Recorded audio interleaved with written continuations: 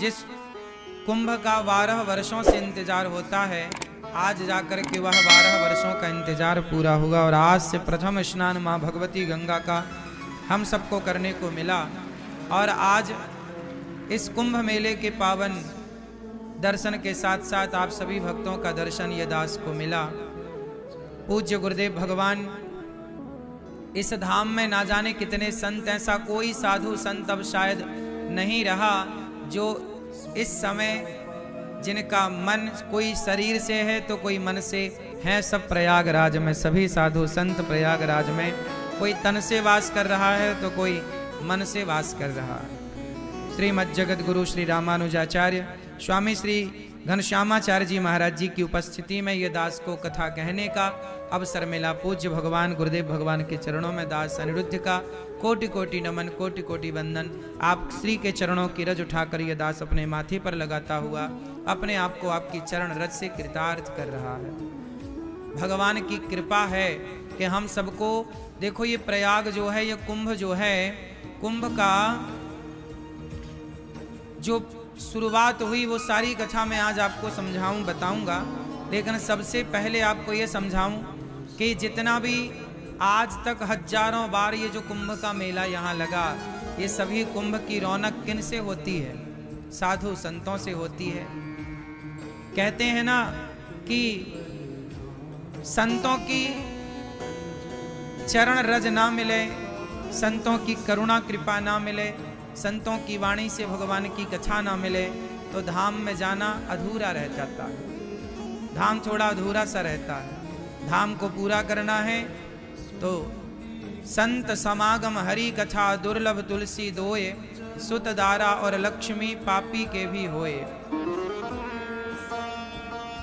संत समागम हरि कथा, संतों का दर्शन और भगवान की कथा, यही दो चीजें अनमोल हैं। वरना सुत मतलब बेटा, दारा मतलब पत्नी, लक्ष्मी मतलब धन।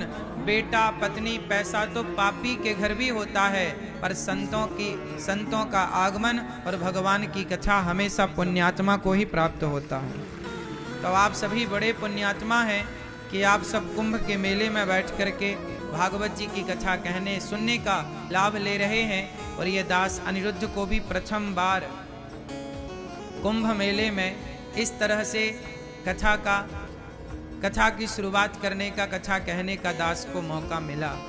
और आज से गौरी गोपाल भगवान की कृपा से वृंदावन में तो अखंड गौरी गोपाल जी की रसोई चल ही रही है।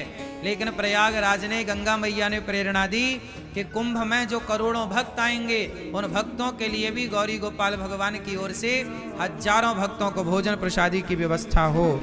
तो आज से यहाँ पर 45 दिन के लिए, जब तक ये कुंभ का मेला है तब तक के लिए अखंड रसोई, अखंड अन्न क्षेत्र वृंदावन में तो बट ही रहा है। गौरी गोपाल जी की रसोई और अन्न क्षेत्र, आज से यहाँ भी अन्न क्षेत्र प्रारंभ हो गया है। जो अखंड गौरी गोपाल भगवान का अन्न क्षेत्र, जो कि अखंड प्रयाग में कुंभ के इस पावन मेले पर सबको प्रसादी दे करके, सबकी अन्न की सेवा करके, करा करके ये पुण्य के भागीदार आप सब बनेंगे। तो मेरी आप सबसे विनती और प्रार्थना है कि आप लोग भी इस अन्नदान से पीछे ना रहिएगा।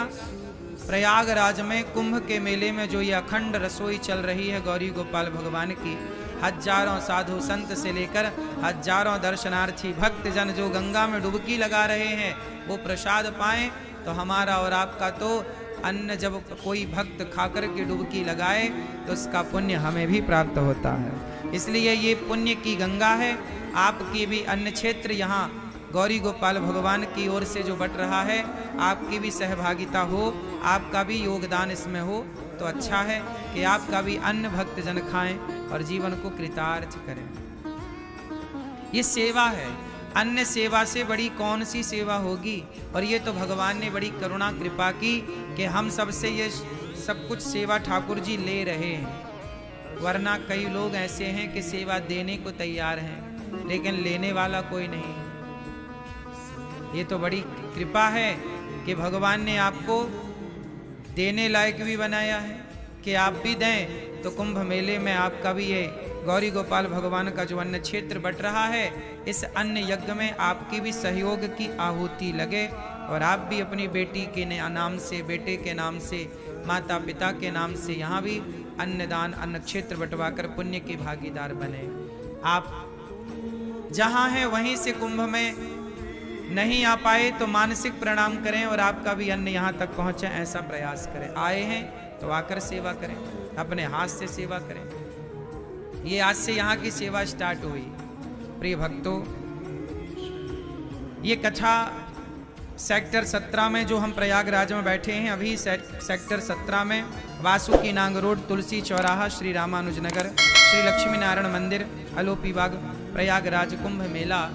यहाँ पर यह दास अनिरुद्ध बैठकर आपको कथा सुना रहा है। कभी किसी का आने का मन हो तो आप रास्ता ना भटकें, इसके लिए सेक्टर 17 में वासुकी नांग रोड, तुलसी चौराहा, रामानुज नगर, लक्ष्मी नारायण मंदिर कैंप में ये कथा का आयोजन हो रहा है। प्रिय भक्तों, भागवत जी की जो कथा है वह प्रत्येक प्राणी के कल्याण की कथा है।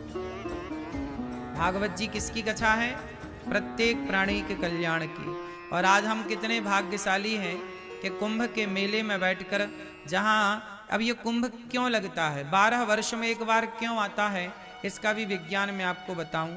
देखिए, विज्ञान साइंटिस्टों को, वैज्ञानिकों को आज पता चला कि बृहस्पति का चक्कर 12 वर्षों का होता है। हमारे ऋषि मुनियों को हजारों साल पहले पता लग गया कि जब बृहस्पति का एक चक्कर पूरा होता है, बृहस्पति की एक परिक्रमा जब पूरी होती है तो 12 वर्ष में पूरी होती है। और जब एक परिक्रमा बृहस्पति जी की पूरी होती है तब हमारे यहाँ एक कुंभ का आयोजन होता है 12 वर्ष में एक बार। दुनिया आज जानती है, ग्रह नक्षत्रों के बारे में आज बातें करती है। हमारे यहाँ पहले से कितना साइंटिफिक रहा है हमारा सनातन धर्म। हजारों साल से ये परंपरा चली आ रही है। जानते हैं कुंभ का मेला कब से चला आ रहा है? जब समुद्र मंथन हुआ, और समुद्र मंथन से जब सबसे पहले अमृत, सबसे अंत में अमृत निकला, तो उस अमृत की वो कुछ बूंदें आकर के 4 स्थानों पर गिरी। उन 4 स्थानों में एक स्थान है प्रयागराज। जब प्रयागराज जी में अमृत की बूंदें गिरी तो यहाँ पर